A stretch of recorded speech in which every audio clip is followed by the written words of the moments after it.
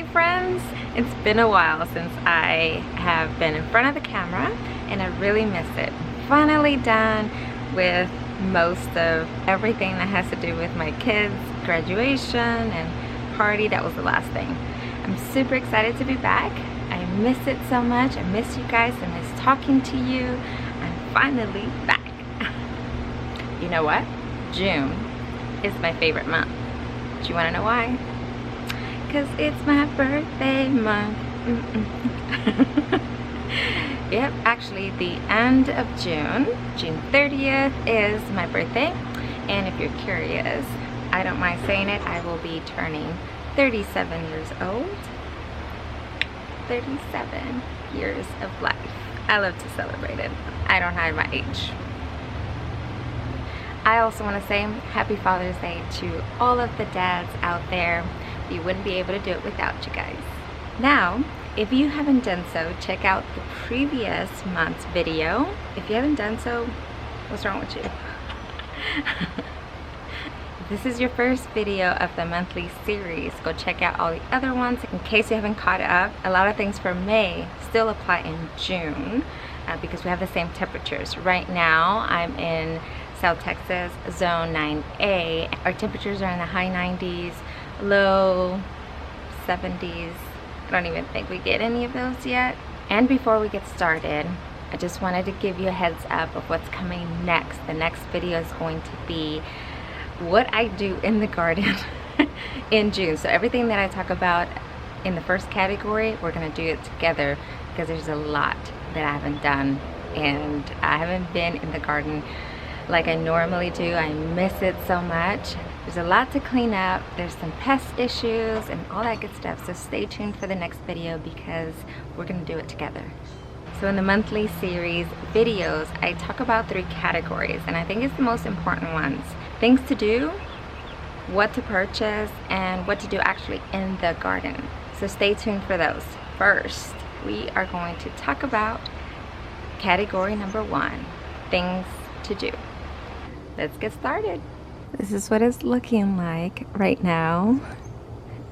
You see all the dead. Oh, things are struggling because it's getting really hot. So the first thing we need to do, because it's so hot, is if you have a drip, make sure that the entire bed is getting wet. This is the month where they're struggling and they're getting ready for even more heat next month. July and August actually are super hot and we need to get them prepared for that. So make sure that your drip system is working. If you don't have drip, you have to start watering twice a day. Make sure that you're checking your soil and see if there's moisture underneath the top layer, and I'll show you what I mean. Here's a great example. You see I have drip? Look at my drip. This is the only area that is wet, and I've bumped it up to 15 minutes and I don't think that's enough at all. So if I scoot this over, it is crumbly, it is not moist, and this should be the same all the way around. So I probably have a drip problem. If I come down, even here with my drip, see it's not really wet at all. So I see the problem with a lot of my struggling plants and possibly why my cucumber is this way. It's because I probably don't have enough water coming here. And yeah, so it's pretty dry. So we're gonna fix that. But you have to come and check or else you wouldn't know. And if you're curious, it takes me about 1 full hour to do my entire garden. Make sure to also water deep. And deep meaning leave the water hose for a little while as you go through the entire garden, because just a quick sprinkle is not enough. If you have a worm farm like I do, this is a time to move it into a very shaded area where it is cool and normally you don't want to keep it higher than 80 degrees Fahrenheit because you'll do what I did. And unfortunately, because I've been so busy, I didn't check on my worms for 1 week and it was extremely hot. I killed them. Yeah, they are gone. They died. I did a really bad thing. It hurt me so much. I really did want to cry because they're so special to me, my first worms, and I had so many, and from 1 week to another, gone. I'll link the video of my worm farm, but there's no worms. And another thing that I did wrong is I have too much food in here that started to decompose and create a lot more heat. So the food itself was creating heat and the temperature outside is super hot, and I'm so sad to report that, but you know what? It's a lesson learned, and I get to learn and I get to tell you so that this doesn't happen to you. So I hope you take care of your worms. And you know what? I should have listened to my intuition because I knew that I needed to move them, and I was going to put them in my carport, and totally forgot to do it when I thought about it. So don't procrastinate. Put them in the shade. You don't want to lose them. I had to order some more, so I'm going to start with 2000 again. Should be coming soon. I will link what I used below. They're from Amazon, and I really do love them. Because we're still talking about heat, the next thing to do is really mulch your plants.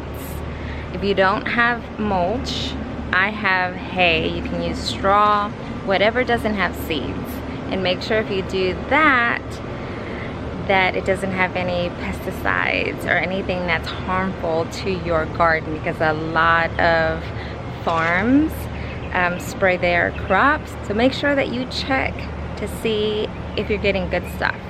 Now, if you don't want to do that, you can also do cover crops.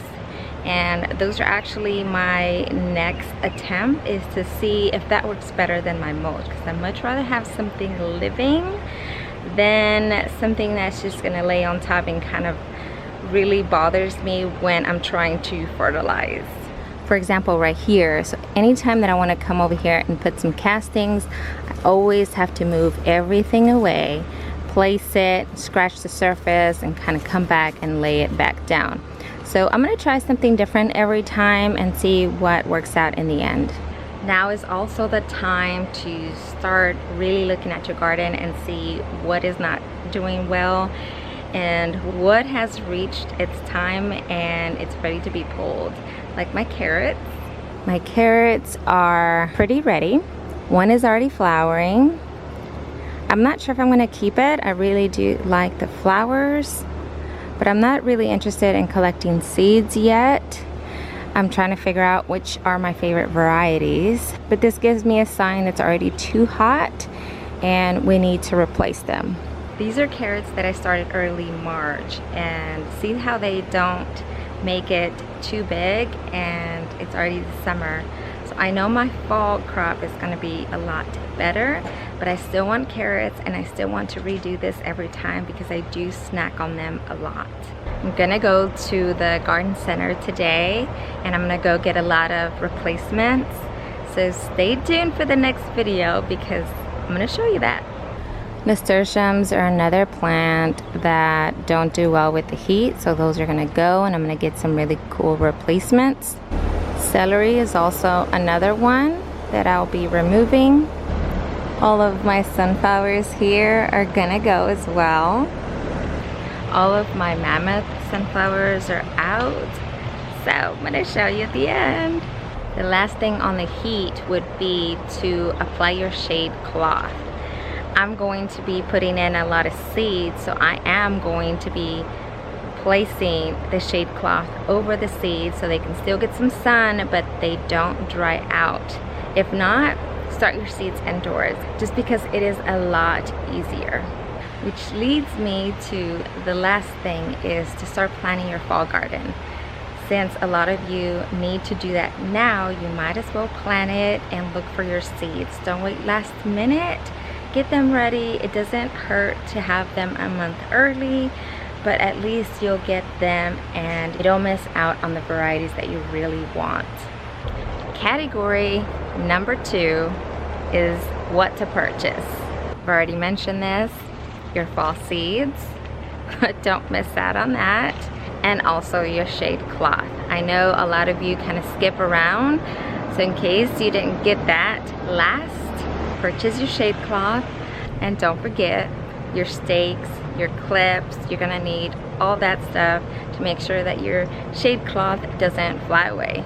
Now we're gonna talk about category number 3, what to do in the garden. It just involves what to plant.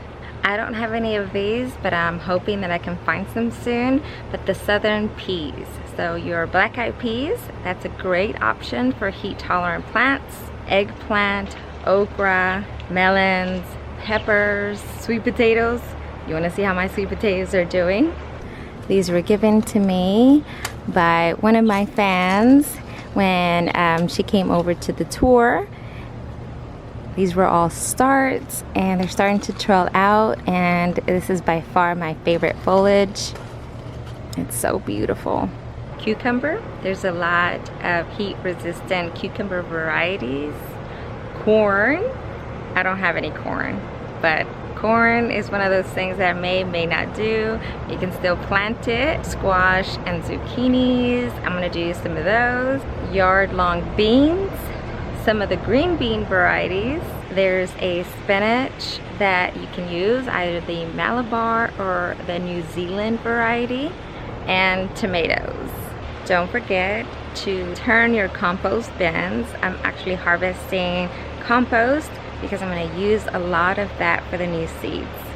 I've already filled this bucket. I've got a lot more here to harvest, and there's a lot underneath there that I need to harvest as well. That's it. A lot of it is just maintaining your plants for the heat and adding in new plants as you need them. I told you I was going to show you the sunflower.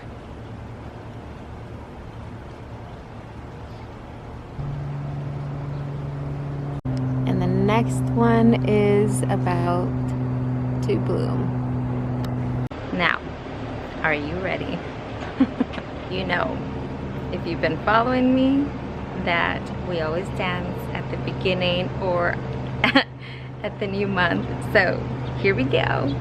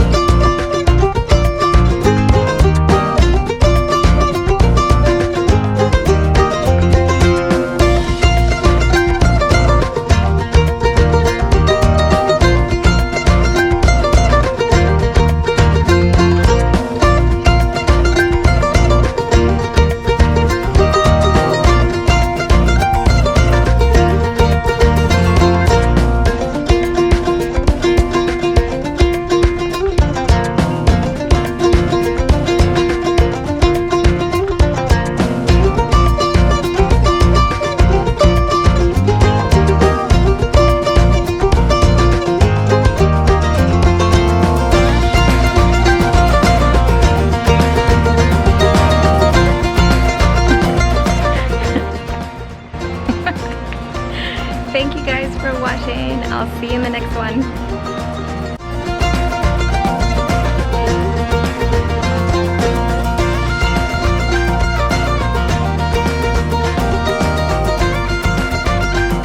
Killed my worms.